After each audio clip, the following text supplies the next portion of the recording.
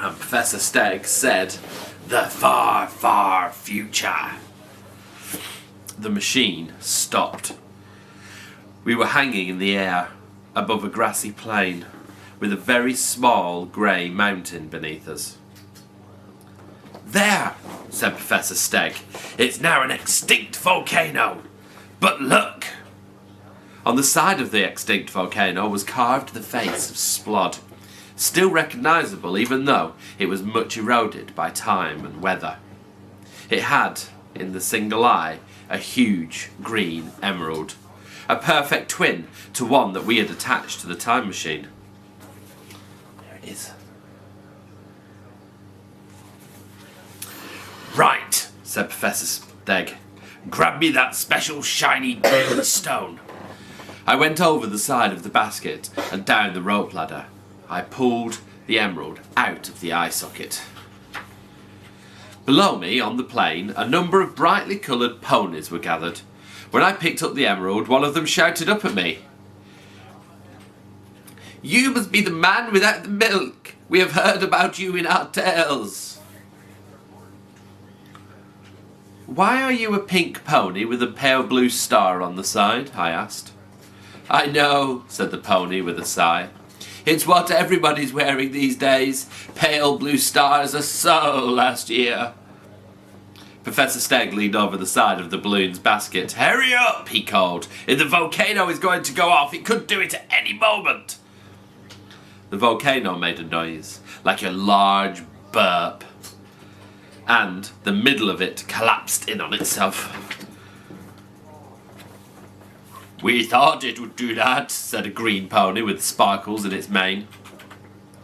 "There was a prophecy, I suppose," I said. "No, we're just very clever." All the ponies nodded. They were very clever ponies. "I'm so glad there were ponies in it," said my sister. I got back into the balloon basket. Professor Steg unhooked the first emerald from his time machine and replaced it with the one that we'd just taken from the weathered face of Splod in the future. "Do not, whatever else you might do," said the professor, "touch those two stones together." "Why not?" "Because, according to my calculations, if the same object from two different times touch each other, one of two things will happen. Either the universe will cease to exist, or 3 remarkable dwarves will dance through the streets with flower pots on their heads." "That sounds astonishingly specific," I said. "I know, but it's science. And it is much more probable that the universe will end." "I thought it would be," I said. "You look so sad," Professor Steg told me. "I am. It's the milk. My children are breakfastless." "The milk?" said Professor Steg. "Of course." And with that, Professor Steg pressed the red button with his heavily armoured tail. There was a zoom, a thwomp, and a fang, and we were hurtling through the cosmic void. And then it was dark. Very dark. "Oops," said Professor Steg. "Overshot a little. Only by a week, though. Hold on." Professor Steg leaned over the side of the basket. "Excuse me," he said. "Is there anyone around?" "Only me," said a very surprised-sounding voice from below us. "I'm the priest of Splod. Who is that up there in the sky? Is it a bird? You don't sound like a bird." "I'm not a bird," said Professor Steg. "I am the marvellous yet mysterious and prophetic voice telling you a mighty prophecy. So mighty that, it's very mighty indeed. Listen. When a huge, good-looking, spiny-backed individual..." "Monster," I told him. The prophecy said monster. "Accompanied by a scrawny human of revolting appearance," said Professor Steg. That was not necessary. "Lands in a floaty ball person carrier, you must not sacrifice them. You must instead take them to the volcano and give them the Eye of Splod. and this shall be the way that you shall know them. The human being will hold up some milk." "Is that prophecy?" said the voice. "Yeah." "Is there anything about crops in it?" "I'm afraid not." "Oh well, thanks anyway, prophetic and mysterious voice from the air." I pressed the red button. Daylight. We were in the middle of a very familiar volcanic eruption. "Quickly," I said, "get me the emerald." A little way away I could see the balloon being blown through the sky, while fire and ash were being swept around by the wind. I could see me in the balloon standing next to Professor Stegg with my mouth hanging open. Wow, I looked miserable. My Professor Stegg, gave me the emerald. I raced down the rope ladder and placed the emerald back into the face's eye. Then, as the volcano stopped erupting, I looked around for the milk. I knew it had landed on Splod's head when it had fell. Fortunately, the milk had fallen into a small drift of volcanic ash and was quite unharmed. I picked it up, brushed it off, and started back up to the balloon's ladder. Professor Stegg pressed the button. And the sky went dark. We were floating above a landscape of ominous towers and disquieting castles. It was not a friendly place. Bats flew across the sky, in huge flocks, crowding out the waning moon. "I don't like this place," I told the professor. "I don't see why not," he said. "It looks as if it would be very nice if the sun never comes up." That's the castle. Is it a scary castle? Maybe. There was a flute noise, and where bats had been fluttering, several pallid people were now standing. The man in the front had a very bald head, and they all had sharp teeth. "We are vampires," they said. "What is this? Who are you? Answer us, or I will dissect you."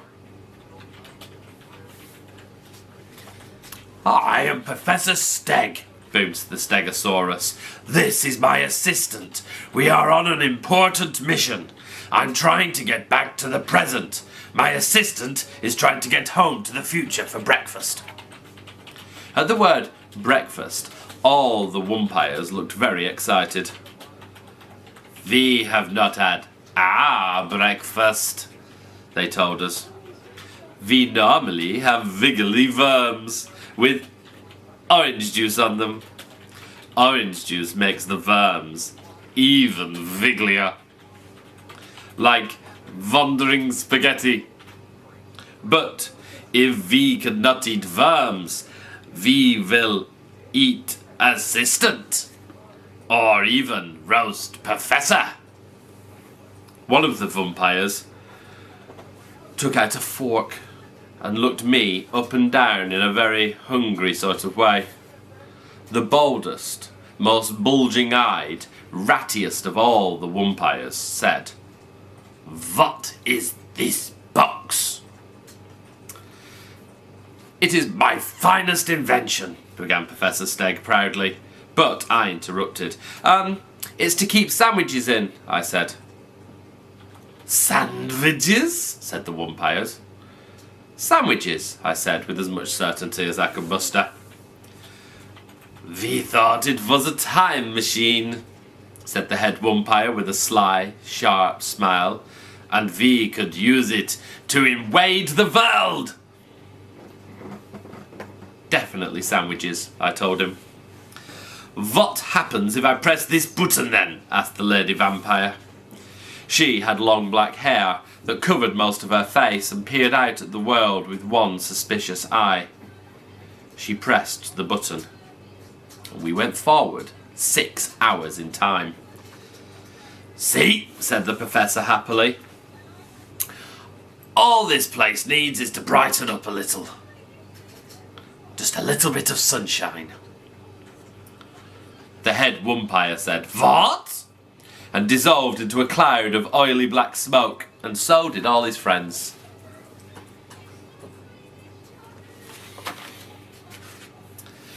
Yes, I said.